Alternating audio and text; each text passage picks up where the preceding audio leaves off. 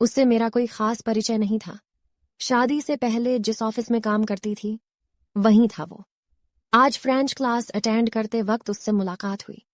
पति के कहने पर ही अपने फ्री टाइम का सदुपयोग करने के विचार से मैंने यह क्लास ज्वाइन की थी। हाय निधि। वह चमकती आंखों के साथ अचानक मेरे सामने आ खड़ा हुआ। मैं मुस्कुराते हुए बोली, अरे तुम, so nice to meet you. मुझे उसका नाम याद नहीं आ रहा था तो उसने स्वयं अपना नाम याद दिलाया। अंकित, पहचाना आपने? हाँ हाँ, बिल्कुल, याद है मुझे। मैंने यह बात जाहिर नहीं होने दी कि मुझे उसका नाम भी याद नहीं है। और सब कैसा है? उसने पूछा। सब अच्छा है। यहीं पास में घर है मेरा। पति आर्मी में है। 2 बेटियां हैं। बड़ी 7वीं कक्षा में और छोटी 3री कक्षा में पढ़ती है। Wow great. वह अब मेरे साथ चलने लगा था। मैं 2 हफ्ते पहले ही दिल्ली आया हूँ। वैसे मुंबई में रहता हूँ। मेरी कंपनी ने 6 महीने के प्रोजेक्ट वर्क के लिए मुझे यहाँ भेजा है। सोचा फ्री टाइम में यह क्लास भी ज्वाइन कर लूँ। गुड, ये तो अच्छी बात है। अच्छा अंकित, अब मैं चलती हूँ। यहीं से ऑटो लेना होगा मुझे। ओके बाय, कहकर वह चला गया। मैं घर आ गई। अगले 2 दिनों की छुट्टी ली थी मैंने। मैं घर के कामों में पूरी तरह व्यस्त रही। बड़ी बेटी का जन्मदिन था और छोटी का नए स्कूल में दाखिला कराना था। 2 दिन बाद क्लास पहुंची तो अंकित फिर सामने आ गया। आप 2 दिन आई ही नहीं। मुझे लगा कहीं क्लास तो नहीं छोड़ दी। नहीं, घर में कुछ काम था। वह चुपचाप मेरे पीछे वाली सीट पर बैठ गया। क्लास के बाद निकलने लगी तो फिर मेरे सामने आ गया। कॉफी? नो, घर जल्दी जाना है। बेटी आ गई होगी और फिर पति आज डिनर भी बाहर कराने वाले हैं। मैंने उसे टालना चाहा। ओके, चलिए ऑटो तक छोड़ देता हूँ, वह बोला। मुझे अजीब लगा, फिर भी साथ चल दी। कुछ देर तक दोनों खामोश रहे। मैं सोच रही थी यह तो दोस्ती की फिराक में है, जबकि मैं सब कुछ बता चुकी हूँ। पति हैं, बच्चे हैं मेरे, आखिर चाहता क्या है? तभी उसकी आवाज सुनाई दी। आपको किरण याद है? हाँ, याद है। वही ना, जो आकाश सर की पिए थी? हाँ वही। पता है वह कनाडा शिफ्ट हो गई है। अपनी कंपनी खोल ली है वहां उसने। सुना है किसी करोड़पति से शादी की है। गुड, काफी ब्रिलियंट थी वह। हाँ, मगर उसने एक काम बहुत गलत किया। अपने प्यार को अकेला छोड़कर चली गई। प्यार? कौन? वो आकाश? हाँ, बहुत चाहता था आकाश उसे। मैं जानता हूं वह किरण के लिए जान भी दे सकता था। मगर आज के जमाने में प्यार और जज्बात की कद्र ही कहाँ होती है। सही कहा। अच्छा, अब मैं चलती हूँ, कहकर मैंने ऑटो वाले को रोका और उसमें बैठ गई। वह भी अपने रास्ते चला गया।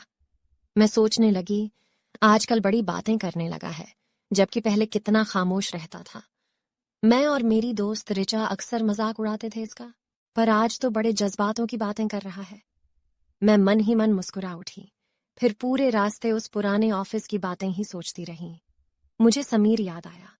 बड़ा हैंडसम था। ऑफिस की सारी लड़कियां उस पर फिदा थीं।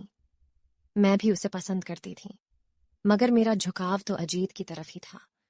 ये बात अलग है कि अजीत से शादी के बाद एहसास हुआ कि 4 सालों तक हमने मिलकर जो सपने देखे थे उनके रंग अलग अलग थे।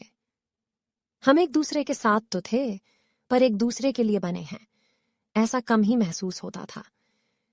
शादी के बाद अजीत की बहुत सी आदतें मुझे तकलीफ देती, पर इंसान जिससे प्यार करता है उसकी कमियां दिखती कहाँ हैं। शादी से पहले मुझे अजीत में सिर्फ अच्छाइयां दिखती थीं, मगर अब सिर्फ रिश्ता निभाने वाली बात रह गई थी। वैसे मैं जानती हूं वे मुझे अब भी बहुत प्यार करते हैं, मगर पैसा हमेशा से उनके लिए पहली प्राथमिकता रही है। मैं भी कुछ उदासीन सी हो गई हूं। अब दोनों बच्चियों को अच्छी परवरिश देना ही मेरे जीवन का मकसद रह गया है। अगले दिन अंकित गेट के पास ही मिल गया। पास की दुकान पर गोलगप्पे खा रहा था। उसने मुझे भी इनवाइट किया, पर मैं साफ मना करके अंदर चली गई। क्लास खत्म होते ही वह फिर मेरे पास आ गया। चलिए ऑटो तक छोड़ दूं। कह मैं अनमनी सी उसके साथ चलने लगी। उसने टोका, आपको वे मैसेज याद हैं जो आपके फोन में अनजान नंबरों से आते थे? हाँ, याद है। क्यों? और तुम्हें कैसे पता उन मैसेज के बारे में? मैंने चौंकते हुए पूछा। दरअसल आप एक बार अपनी फ्रेंड को बता रही थीं, तो कैंटीन में पास में ही मैं भी बैठा था, इसलिए मैंने भी सब सुन लिया। आपने कभी चेक नहीं किया कि उन्हें भेजता कौन था? नहीं, अंकित, मेरे पास इन फजूल बातों के लिए वक्त कहाँ था। और फिर मैं पहले ही अजीत के प्यार में थी। हाँ, वह तो मुझे पता है। मेरे एक दो दोस्तों ने बताया था आपके बारे में। सच, आप कितनी खुशनसीब हैं। जिसे चाहा उसी से शादी की। हर किसी के जीवन में ऐसा कहाँ होता है। लोग सच्चे प्यार की कद्र ही नहीं करते, या फिर कई दफा ऐसा होता है कि बेतहाशा प्यार करके भी लोग अपने प्यार का इजहार नहीं कर पाते। अंकित ने भावुक होते हुए कहा। क्या बात है अंकित, कहीं तुम्हें भी किसी से बेतहाशा प्यार तो नहीं था? मैं व्यंग्य से मुस्कुराई तो वह चुप हो गया। मुझे लगा मेरा इस तरह हंसना उसे बुरा लगा है। मैंने उसे शुरू से देखा था, बहुत भावुक था वह। छोटी छोटी बातें भी बुरी लग जाती थीं। व्यक्तित्व भी साधारण सा था। ज्यादातर अकेला ही रहता। गंभीर मगर शालीन था। उसके दो तीन ही दोस्त थे, उनके काफी करीब भी था, मगर उसे इधर उधर वक्त बर्बाद करते या लड़कियों से हंसी मजाक करते कभी नहीं देखा था। मैं थोड़ी सीरियस होकर बोली, अंकित, तुमने बताया नहीं है, तुम्हारे कितने बच्चे हैं और पत्नी क्या करती है? मैडम, आपकी मंजिल आ गई। उसने मेरे सवाल को टालना चाहा। ठीक है, पर मुझे जवाब दो। मैंने जिद की तो वह मुस्कुराते हुए बोला, मैंने अपना जीवन एक अनाथ आश्रम के बच्चों के नाम कर दिया है। इस पर मैंने चौंकते हुए कहा, मगर क्यों? क्यों शादी क्यों नहीं की तुमने? क्योंकि हर किसी की जिंदगी में प्यार नहीं लिखा होता, और बिना प्यार शादी को मैं समझौता मानता हूं, और समझौता मैं कभी नहीं करता।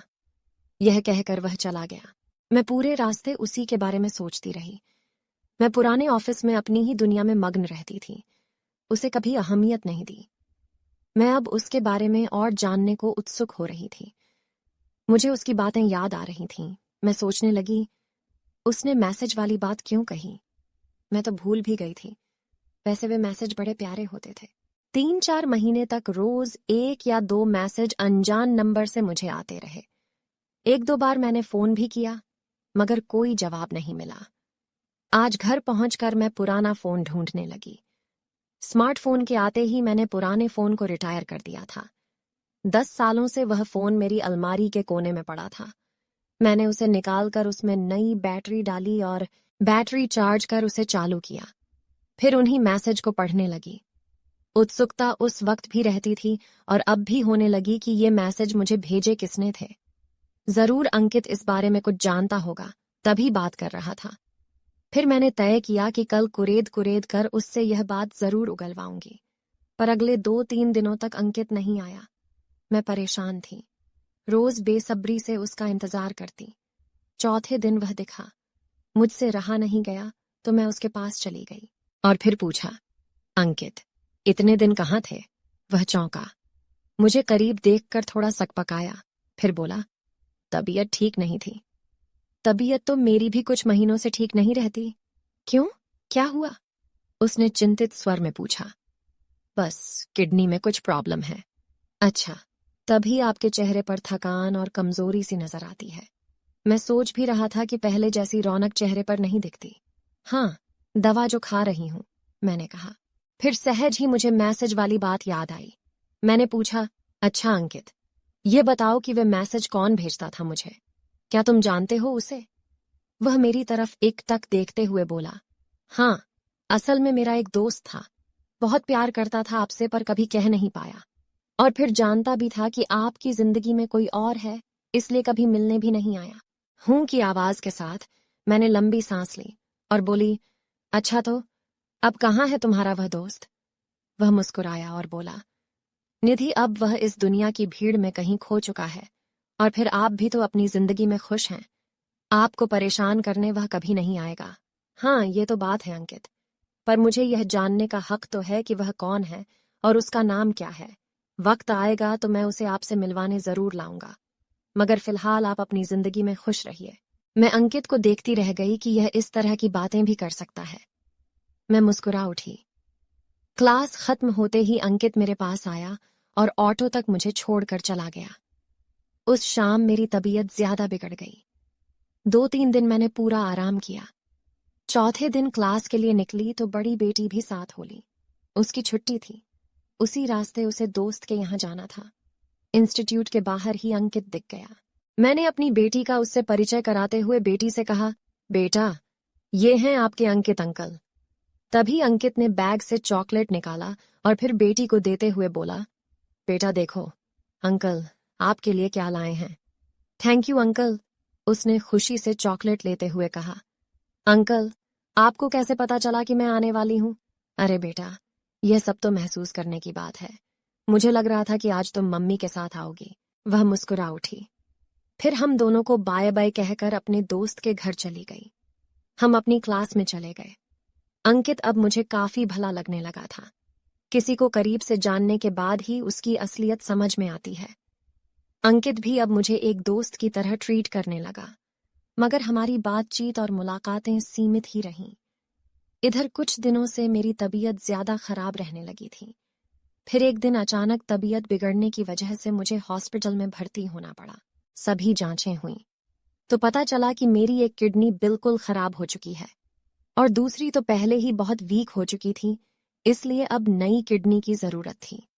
मगर मुझसे मैच करती किडनी मिल नहीं रही थी। सब परेशान थे। डॉक्टर भी प्रयास में लगे थे। एक दिन मेरे फोन पर अंकित की कॉल आई। उसने मेरे इतने दिनों से क्लास में न आने पर हालचाल पूछने के लिए फोन किया था।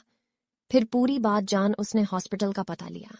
मुझे लगा कि वह मुझसे मिलने आएगा, मगर वह नहीं आया।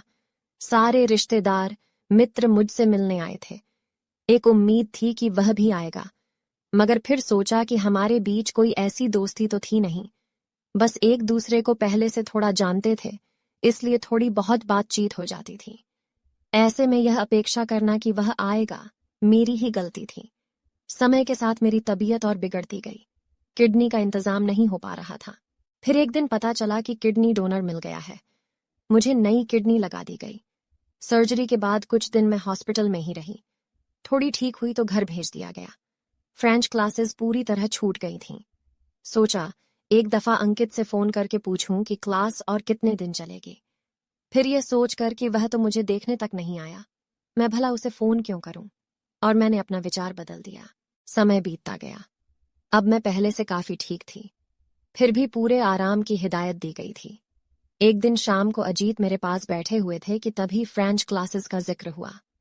अजीत ने सहसा ही मुझसे पूछा, क्या अंकित तुम्हारा गहरा दोस्त था? क्या रिश्ता है तुम्हारा उससे? आप ऐसा क्यों पूछ रहे हैं? मैंने चौंकते हुए कहा। अब ऐसे ही तो कोई अपनी किडनी नहीं दे देता ना। किडनी डोनर और कोई नहीं, अंकित नाम का व्यक्ति था। उसने मुझे बताया कि वह तुम्हारे साथ फ्रेंच क्लास में जाता है और तुम्हें अपनी एक किडनी देना चाहता है। तभी से यह बात मुझे बेचैन किए हुए है, बस इसलिए पूछ लिया। अजीत की आंखों में शक साफ नजर आ रहा था। मैं अंदर तक व्यथित हो गई। अंकित सचमुच केवल क्लास फेलो था और कुछ नहीं, मैं बोली। चलो, यदि ऐसा है तो अच्छा, वरना अब क्या कहूं, कहकर वे चले गए। पर उनका यह व्यवहार मुझे अंदर तक भेद गया कि क्या मुझे इतनी भी समझ नहीं है कि क्या गलत है और क्या सही। किसी के साथ भी मेरा नाम जोड़ दिया जाए।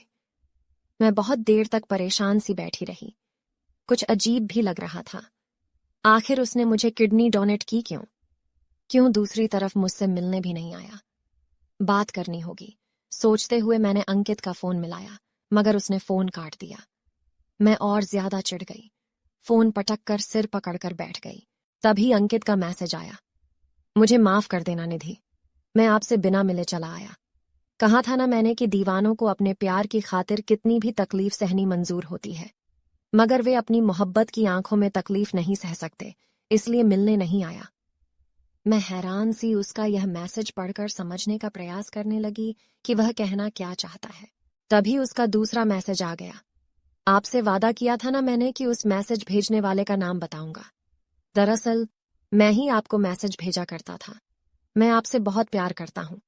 आप जानती हैं ना कि इंसान जिससे प्यार करता है उसके आगे बहुत कमजोर महसूस करने लगता है। बस यही समस्या है मेरी। एक बार फिर आपसे बहुत दूर जा रहा हूं। अब बुढ़ापे में ही मुलाकात करने आऊंगा, पर उम्मीद करता हूं इस दफा आप मेरा नाम नहीं भूलेंगी। Good bye. अंकित का यह मैसेज पढ़कर मेरी समझ में नहीं आ रहा था कि मैं मुस्कुराऊं या रोऊं। अंदर तक एक दर्द मेरे दिल को भेद गया था। सोच रही थी, मेरे लिए ज्यादा गहरा प्यार किसका है? अजीत का, जिन्हें मैंने अपना सब कुछ दे दिया, फिर भी वे मुझ पर शक करने से नहीं चूके, या फिर अंकित का, जिसे मैंने अपना एक पल भी नहीं दिया, मगर फिर भी उसने आजीवन मेरी खुशी चाही। दोस्तों, कहानी को पूरा सुनने के लिए आपका बहुत बहुत धन्यवाद। अगर कहानी पसंद आई हो तो प्लीज वीडियो को लाइक करें, कमेंट करें और चैनल को सब्सक्राइब करना ना भूलें, ताकि आगे आने वाली और भी बेहतरीन कहानियों का नोटिफिकेशन आपको मिलता रहे।